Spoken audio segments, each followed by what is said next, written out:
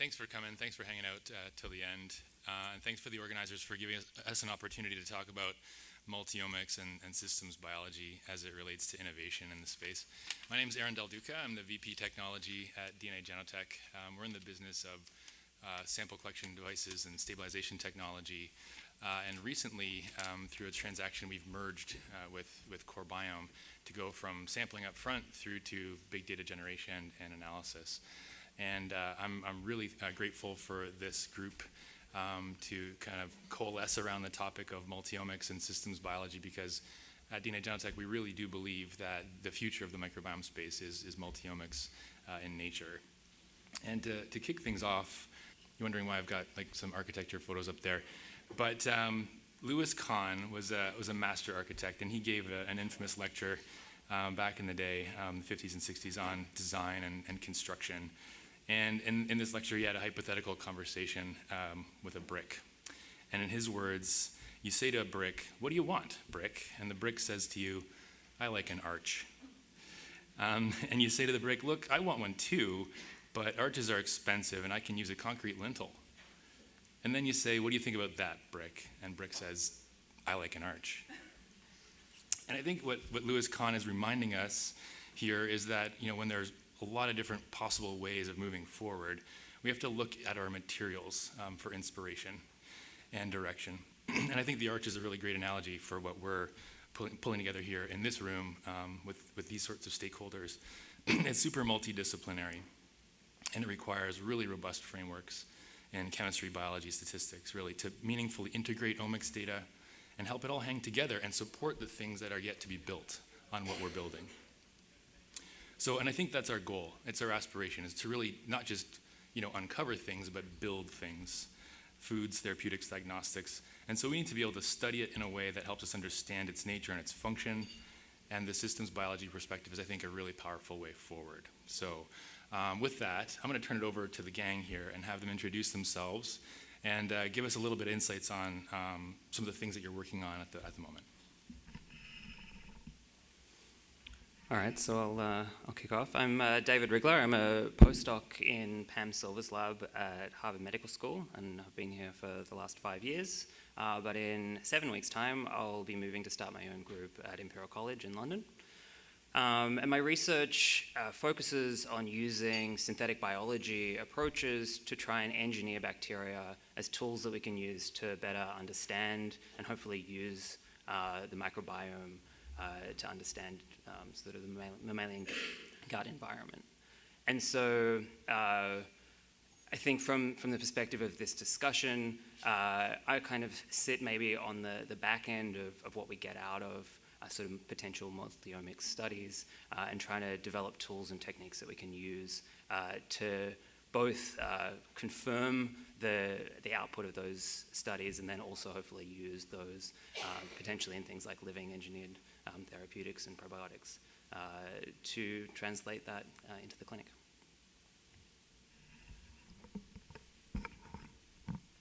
Thanks. I'm Dan Knights. I'm an associate professor at the University of Minnesota and also the CEO and co-founder of CoreBiome. I trained in computational biology. I've been working in the microbiome field since the early days of the Human Microbiome Project, and since then have really developed a love for the field and for big data.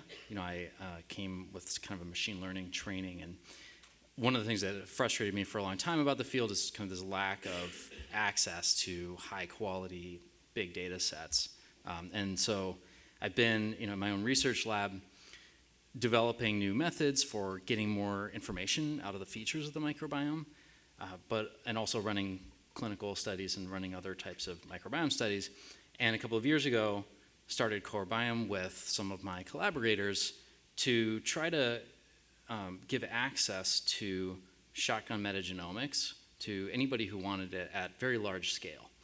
So the goal of CoreBiome is really just to accelerate the industry by providing access to big data and good data, and then to connect that to the analysis methods to gain insights. So I'm kind of in two roles right now, which I think, although it's a little crazy making, it gives me access to like what's happening on the industry side, and also what it's like to try to do science in the microbiome field. Hi, everybody. Thanks again for sticking around. My name is Annie Evans. I'm from Metabolon. I'm actually the Director of Research and Development. So a lot of technology development. I'm not a biologist at all, so I'm full disclaimer. I do a lot of, or the focus of Metabolon is small molecule characterization, right? So we actually want to, within this space, understand what all the bugs, again, I call them bugs because I'm not a biologist, what are the bugs doing in the gut, right? We know, or we believe to say that they are having their effect on the host by small molecules. So by understanding those small molecules that are being produced, by characterizing those small molecules, we can start to better understand mechanism of action and also potentially find other actionable targets. So, we're very much engaged within this space to not only understand sort of in combination with which species are there, what are those species doing, and can we better mine that side of it. In addition to a lot of the untargeted discovery work, we do also some targeted analysis for particular classes of molecules, which you guys have already talked a lot about having known to be very important. So my name is Stefan Reiling. I'm a computational scientist for Kaleido Biosciences.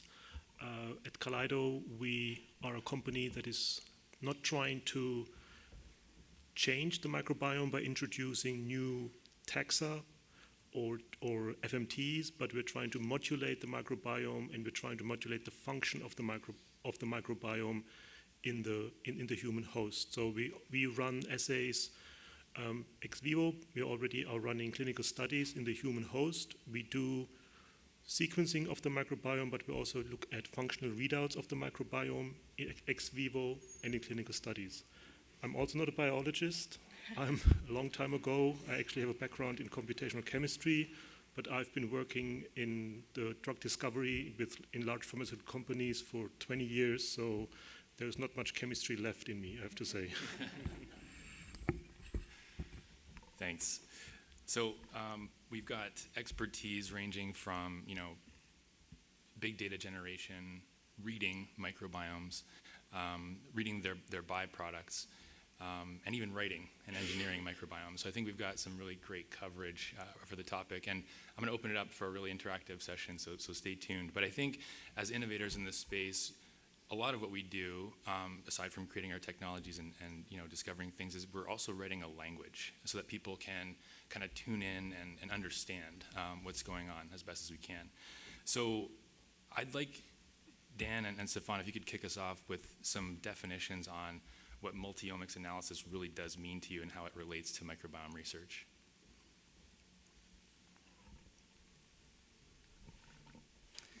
Well, so I would say, people have different definitions, but to keep it really simple, multi-omics just means you're combining two or more data types.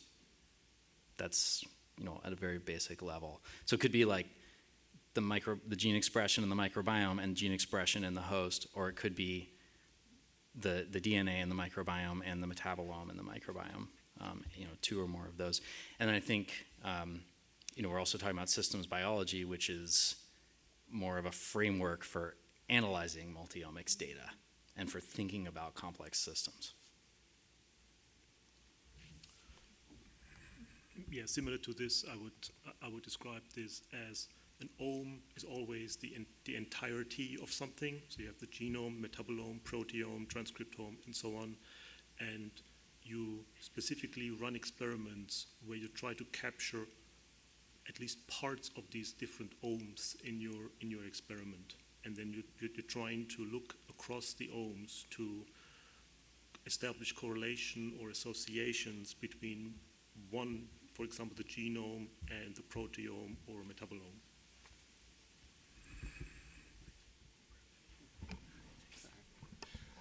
Okay, I think that's a helpful grounding for sure. And if I had to ask you to put your sales hats on for a second and give us your perspective on the kinds of information and the kinds of perspectives that we can only gain by taking a multi-omics or systems biology perspective that we would have a really hard time achieving any other way, what would some of those things be? And that's open to everybody. jump on that. I'll make it a little easier. Even if you can think of an example or a breakthrough or an insight that you in collaboration or you independently kind of stumbled across, like, yes, multiomics really cracked that for me. I feel like I'm so shamelessly biased, I'm almost embarrassed to talk. So I feel like there are actually, within the research that we've done at Metabolon, some really exciting findings tying the incredible research that we've seen over the last 2 days, where you start identifying these species that are present. A particular example that I can think of is we were working with an autism spectrum disorder model where they had characterized the different species within, and as we all know, autism spectrum disorder is a spectrum disorder. Getting classifications of the different subgroups can be incredibly challenging within the industry. So they are really looking for help to help striate patients as they can. So they had these incredibly different models where they were able to striate, looks like, these population of strains are more associated with this subgroup of autism, and they went through that. And that was beautiful findings within purely the sequencing information. They went on to add the metabolomics and were able to actually tie a particular molecule being produced by the bacteria in one of these models, and then go back and subsequently induce the autism characteristics in some mouse models by adding and doping that mouse with that. So you can start to see this pure circle of biology coming together with, okay, now we see that these microbiota are associated with this phenotype, and they're having their action on the neurological system by producing a metabolite that is absorbed by the host, and that is then making its way to the neurological system and actually crossing the blood-brain barrier to have an effect on disrupting neurological function. The only way to have that entire circle come together was through a multi-omics approach. And I asked someone yesterday, does it make it easier to get through regulations if you can sort of explain to people how it's having its action? And I think the response is, well, it's going to make your life easier. So I think on the road to let's make everybody's life easier, because we see the power of probiotics, we see the power of prebiotics. If we can start to understand the how, it might make the regulators a little more likely to listen to us and let it through, if you can say this is how it's working. I think I'll sort of build on that, and I think generally, for me, the big thing is that once we can start to put these things together, that it is really like getting closer from causation to actual mechanism from a biological perspective that excites me about putting different omes together. And I think that still the data that comes out is associative, but once you can actually sort of identify a gene pathway in a bacteria, then you can actually start to do the sort of basic scientific sort of data collection, et cetera, and experiments where you can start to complement, you can start to knock out genes, et cetera. And from a synthetic biology perspective, we can also then start to move those pathways into new bacteria where you might put it into a safer probiotic that you could then express that therapeutic or potentially molecule of interest from. So having that closer step to mechanism is, I think, really important. So in the microbiome field is still a new area for drug discovery, but as an example where this has been pretty much established now is in drug discovery for cancers, where you have these large panels of cancer cell lines that are genomically typed, and then you run transcriptomics analyses on these. So that's one of the first steps for discovering of new cancer drugs that is routinely applied in the field. Some powerful examples in there. Good? I'm good. Okay. So maybe a softball, but I mean, why do you think not everybody in the room is kind of taking this approach today? What do you think some of the big constraints are? Is it, certainly, funding and expertise, asymmetry, but what about study designs and strategies in general? Are there specific approaches that are not widely understood yet to really enable this to scale with quality?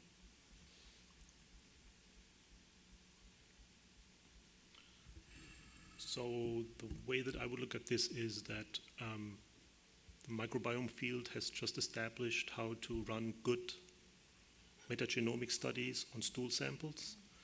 And this has yet to be established for some of the other omics areas, like specifically like transcriptomics or also metabolomics. It's just not a common practice at this point yet, but there is definitely interest in these things, and sample handling, sample integrity, and so on is still something that needs to be addressed for these kind of omics studies. But I really think that once that has been worked out, especially with transcriptomics, I could see this as just as a standard thing that you would do going forward. I totally agree. I think there are a lot of capabilities, incredible capabilities for doing some of these things, but they don't necessarily work at scale yet. And so we're now at the point where we can generate massive amounts of genomic data and kind of answer like who's there and what are they doing, or at least what might they be doing through DNA, but we don't have the ability to flip a switch and generate a massive metatranscriptomics data set and then generate a massive metabolomics data set and combine the two, at least in a kind of cost-effective way. So I think scale and technologies that enable that scale are going to be really important. I think the only thing I would add to the discussion is, certainly we know that metabolomics has not had a great offering for, particularly fecal. We've got, plasma very well established, but fecal has always been a bit of a difficulty because fresh frozen is the standard, and nobody wants to go to a clinic and poop in a clinic. It's ick, and people are uncomfortable doing that. So we've been really working to try to figure out how can we make it easier collection at the point so that it can be easier for the people who are already doing the sequencing, with at-home collection. How can we help drive that for metabolomics as well? And we believe that just by having some of the better tools for people, that it'll make it a little bit more widely usable. Whereas right now it's more difficult. I can certainly say that, and it's a limitation as it stands now. But we hope to shift that.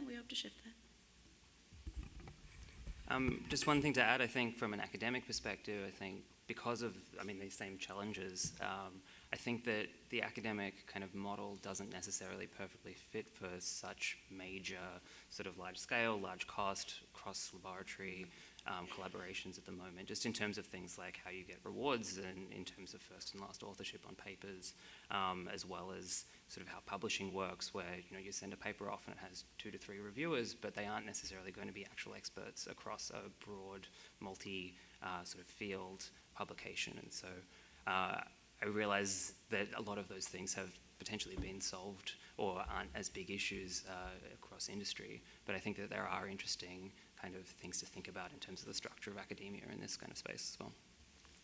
And correct me if I'm wrong here, there's also, and I think Dan mentioned this a little bit, that even if you had all the money in the world and you collected the most comprehensive genomic, transcriptomic, metabolomic, the software tools to visually and easily incorporate all that data together and really profoundly make impact of it is really in its nascency, right? And I'm always out there. Every time I see a software company, I'm like, are they doing it yet? Are they doing it yet? And the answer is no. And so a lot of labs are having to either write their own solutions or pull together their own teams to do this. And it's really costly. And it takes a lot of time. And so I think there's a need within this community to be able to make use of the multiomics. I think the power of the technology is there, but if we can't, in a software package that allows us to mine that data more easily, it's going to be a challenge moving forward until it's addressed. I like where we're going. We're talking about sort of the fundamentals of it, collaboration, right? To get multiomics, it's going to take expertise from a whole bunch of different domains, funding and incentives, and so forth. And ultimately, our goal is to connect the omes, right? We've got to connect the omes. How can synthetic biology help us out in that regard specifically? So this is sort of a hard question to answer quickly because I think synthetic biology is kind of a catch-all term and quite a diverse field. And so there are many different ways you could imagine sort of an impact. But I think for me, there's a really exciting kind of intersect between a few technologies that synthetic biologists have either developed or sort of adopted. And so they include sort of DNA synthesis technologies, which are rapidly decreasing in cost and increasing in scale. And then when you put that together with new and developing technologies for genome editing of an increasing range of bacteria, as well as at higher scales, so there are companies, and there is potential now to start to look at engineering on the scale of whole bacterial genomes even, which is, I think, really exciting. And then finally putting together, I think, a lot of increasing knowledge in how gene expression works and being able to make targeted changes that we can rationally, say, change transcription and translation rates or change protein degradation rates. And so you can really start to put those things together and take some of the sort of insights or hypotheses you can generate from a multi-omics study and really start to imagine how you could take tens to hundreds of kbs of DNA that might have a whole biosynthetic pathway on it. And then start to tweak with that and play with it to engineer it or knock it out to work out whether it is actually the mechanism for whatever the phenotype you've been looking at. And then ultimately, hopefully, we can then also start to play around with those kind of things as a mechanism to interface with the microbiome as probiotics or supplement, it's performance enhancers, therapeutics, etc. And so I think that there's some really exciting interplay that can happen in that space. So empirical validation, you gotta put these things into practice and make it work, turn it on, turn it off. Couldn't agree more.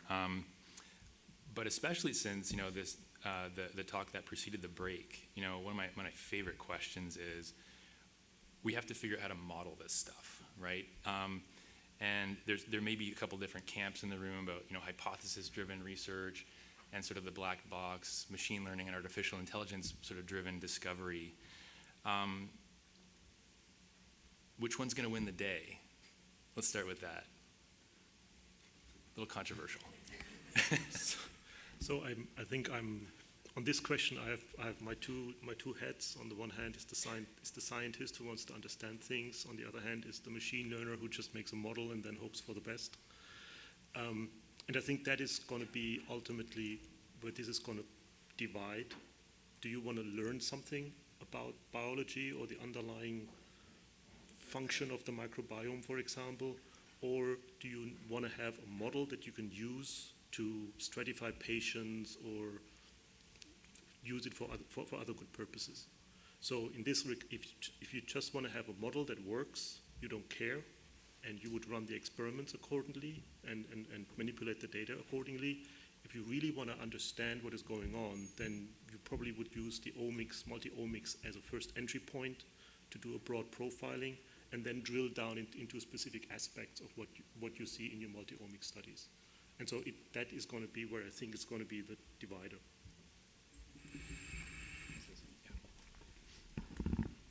I think it's a good question, and I think it's kind of both. I agree that you can have these two-stage processes where you do mining for kind of the discovery step, and then you drill in and you do some causal testing, maybe use synthetic biology.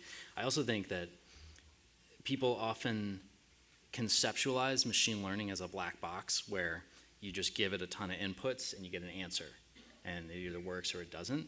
But if you look at the field of machine learning and AI over the last 20 years, there's always a point at which for whatever task it is people are trying to solve, you have experts translating what's going on in the world into features that the machine learning can understand. And once you get it into the right language, the right sets of features, and you put some kind of structures around the data and inform the machine learning about it, then it becomes much, much more powerful. So I think that's actually, it's the combination of the two. It's having people who are experts in the mechanisms, in the biology, who can inform the people designing the machine learning algorithms and kind of offload the human expert knowledge of those structures into the algorithm so that it gets much more power out of the data.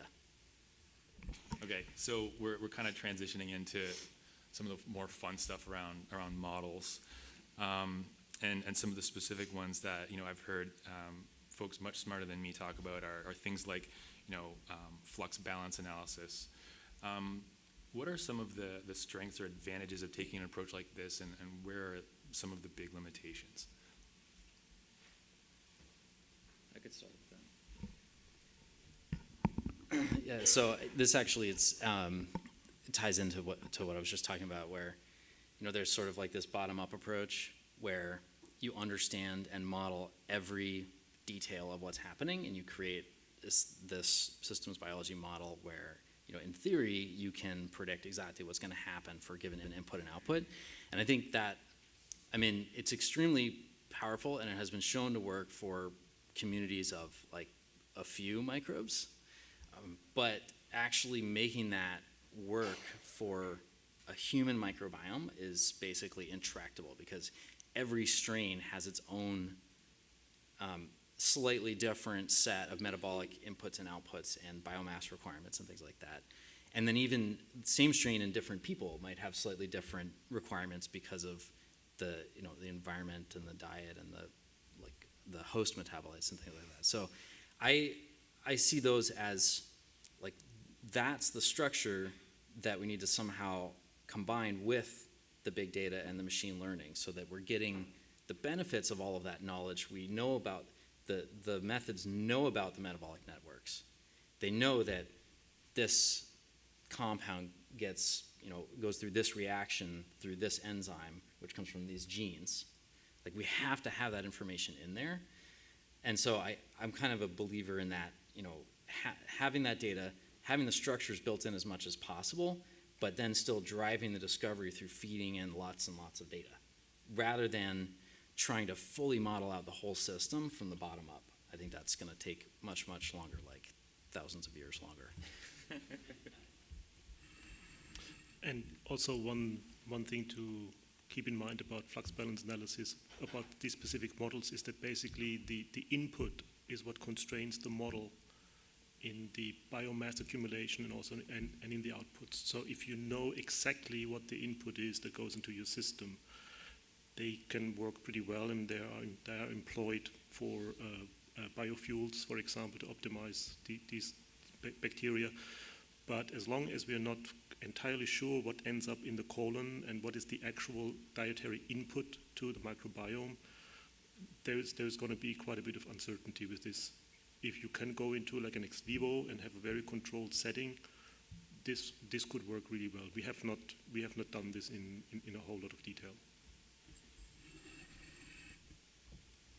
Oh yeah.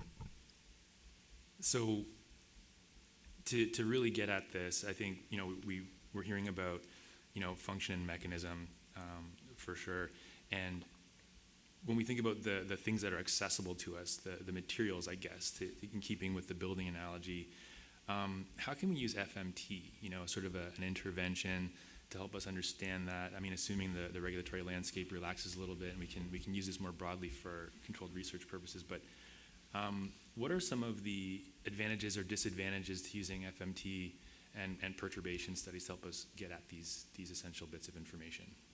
I mean, one of the great things about FMT is that it's scaled up so quickly. So I mean, there's FMT trials in many diseases that are happening today, whereas it takes much longer to develop a cocktail of microbes, get it approved for a trial, and so on. So I think the FMT lets us get started right away, and it's working, and it's incredibly exciting. And I think it's more just that feeds into the multi-omics, because the tricky part is figuring out, why did it work? Like, why did this FMT work in this patient and not the other? And to get to that, you have to find out, okay, what are the inputs to the system? What were the bugs doing? Like, what genes did they turn on? What was the starting point, before you did the FMT? And then what are the outputs, the byproducts? So I would say FMT is great. The challenge is figuring out how it's working, and the multi-omics is the way to do that. I think the one thing I really like about FMT is the idea that it is the perfect control, right? It's almost the closest you're going to get to precision medicine, in that you're going to establish, hopefully, the sort of what the individual person looked like before the transplant. And then in that same person, their same genetic host genetic profile. What do they look like afterward? It is the perfect control system. And as we understand that as a population, we are diverse, we are incredibly heterogeneous. And we joke around, we call humans free-range humans, right? And it adds a lot. And so the FMT model is fantastic in that you can monitor a single person over time. And statistically, as well as scientifically, that adds a lot of power to the analysis. So if you think of FMT as a perturbation or basically an intervention, I think that's definitely the way to go. And hopefully there's going to be a lot more data that is going to be published going forward about perturbations of the microbiome in animal models or in human hosts. But the comment that I would like to make is that with FMTs, it depends on how well defined or how much you actually know what the composition of your perturbation is. Mm-hmm. So there might be other perturbations that you could apply to the microbiome that are better defined and higher precision than FMT. Any recommendations on that? So it could be single strain, it could be a defined community. I mean, at Kaleido, we favor our glycans or our MMTs that are well defined and they're not absorbed by the host. You could also think of other perturbations with exomes or other crazy ideas that are floating around. I think to add to that, also like phage therapy, for instance, is a potential where you can imagine really specifically targeting one strain of bug, or even potentially trying to target genes within a certain strain of bug.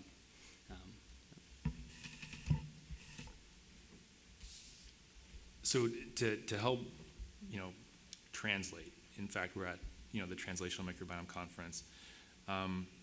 We have to, I think, ground this in sort of the tools and methodologies and the approaches. And I think we've covered some really interesting areas so far, but what are some of the essential standards that we need to develop as a community to really help us meta-analyze and build on things and progress forward? Anybody can jump in on that. I was actually at a conference just recently where it was a little bit more clinically focused.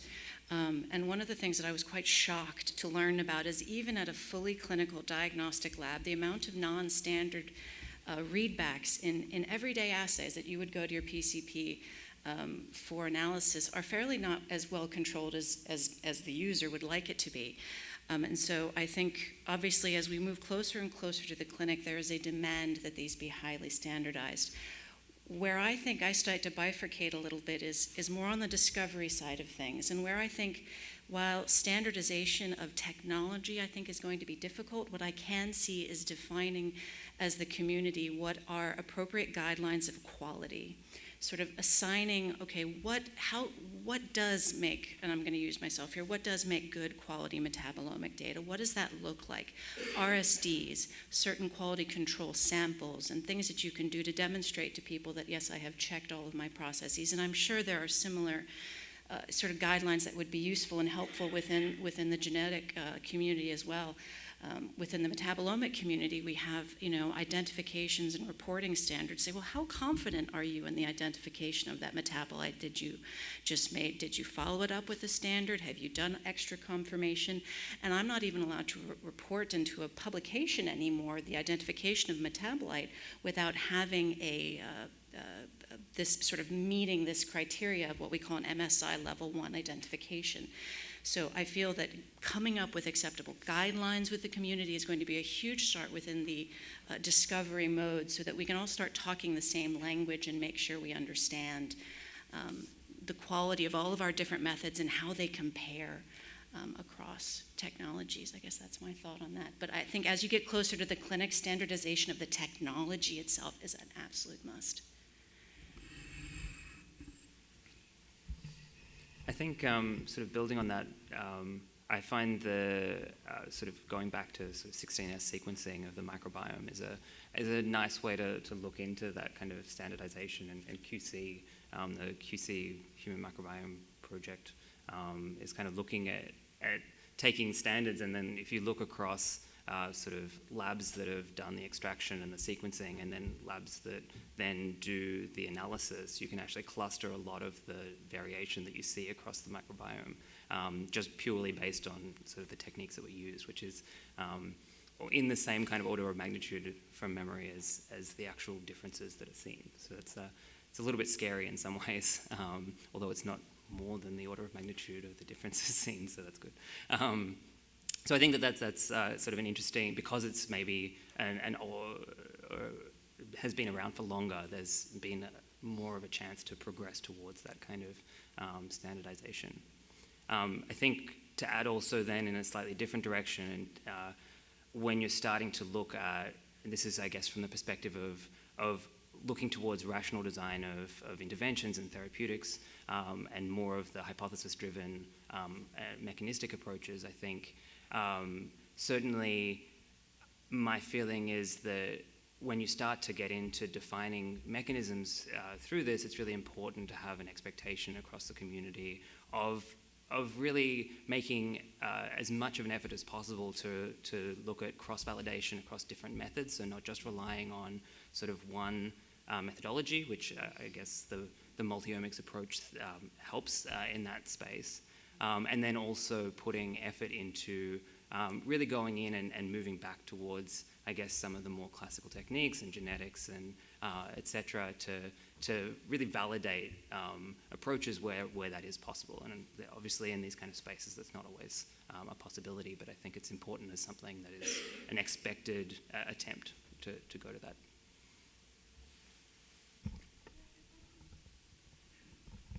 A question? Maybe I can stand up and wake up the crowd with one question. It's on. I'll keep it close to my mouth. My name is Georgia Lagudas. I'm from DSM Nutritional Products. I'd done some research in the past on microbiome sequencing and metagenomics and worked with a few biostatisticians. But just some of what you're saying now, I think I appreciate your question about standards, and I wanted to ask it with a twist, which is, as we work with more data, larger amounts of data, instead of 16S, we're doing metagenomics, and then we layer on top, it becomes harder to wrap our head around what is significant and what comes out of a data set that is significant, and thinking about multiple hypothesis testing, what conclusions we can draw, how do we compare across different studies. I think that's really challenging, and it's challenging also as a scientist because when I could look at a graph with 10 data points, it's easy for me to see group A is different from group B, but now I have 10,000 sample points. So I'm curious to hear the panel's thoughts about how we set standards for statistical significance and how we set standards for validating something we find in a data set and the methods we use to claim something is significant. Well, I think there are about as many ways to assign statistical significance as there are ambitious statisticians in the world, and I think there's been debates about p-values and whether you can trust them, because obviously, the null hypothesis is not true in most cases. So I think and then there's also a push to get around them with Bayesian statistics, which has never really taken off. After 20 years, people just have trouble wrapping their head around it. So we're kind of stuck in this p-value world. And yes, you can correct p-values and must, and I would say that that's something reviewers have gotten really good at asking about, is having standards for, like, if you run multiple tests, you must correct for the fact that you ran multiple tests. But as a general recommendation, I think the easiest solution is to look at effect sizes in addition to the p-values. And that's something that people often overlook. They'll just show that something's significant and move on. But, and that's just, it's kind of a silly answer because it applies to any field. But I do think that we should be thinking more about what are effect sizes that are meaningful, in this disease and that disease. And the more we get to causal associations, the more we can actually start to characterize that. Does doubling the amount of a strain make a difference to the host? Which is kind of a way around the statistics.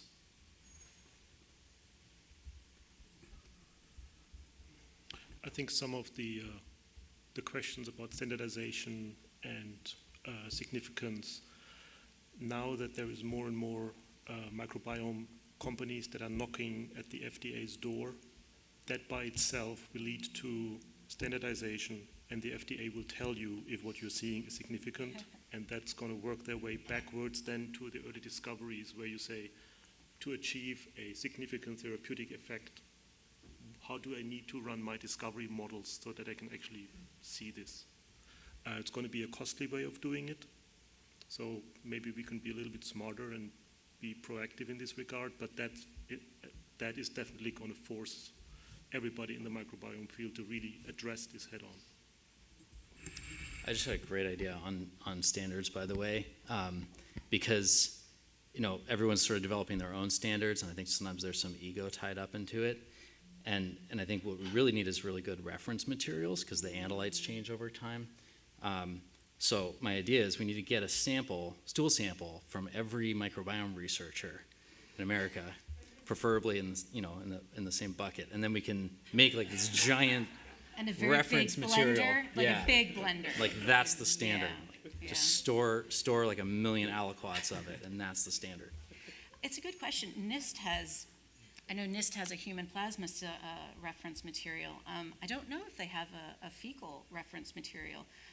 But it's something that certainly they have a mandate to have standard reference materials that are highly characterized that they also know stability of because that's what they do. So it would be interesting to know if NIST has anything like that as a community put demand on them to create one if they don't, because I could see it being of credible value to the community.